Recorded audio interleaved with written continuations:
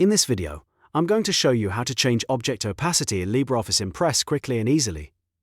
This is a simple but powerful way to make shapes, text boxes, or other objects look more polished by turning them semi-transparent.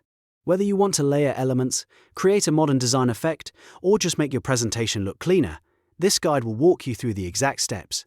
And if this tutorial helps you out, don't forget to hit like and subscribe for more quick LibreOffice tips and software tutorials. Alright, let's jump right in. First, open your presentation in LibreOffice Impress and click on the object or shape that you want to make transparent.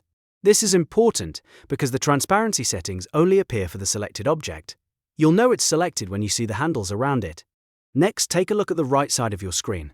This is where the sidebar tools are usually located. If you don't see the sidebar, don't worry. Just go up to the top menu, click View, and then click Sidebar. Once it appears, you'll have access to the formatting controls you need. Now in the sidebar, look for the Area section. You may need to click the drop-down arrow to expand it and reveal more styling options. The Area section controls the fill appearance of your selected object, including color and transparency. Inside the Area section, find the Transparency field. This is the setting that controls how solid or see-through your object will look. By default, it will usually be set to 0%, which means the object is fully opaque and completely solid. To change that, simply enter a higher percentage.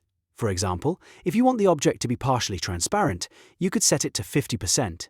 That gives you a nice semi-transparent effect that still keeps the shape visible while blending it with the background. You can either drag the slider to adjust the transparency visually, or you can type in an exact number if you want more precision.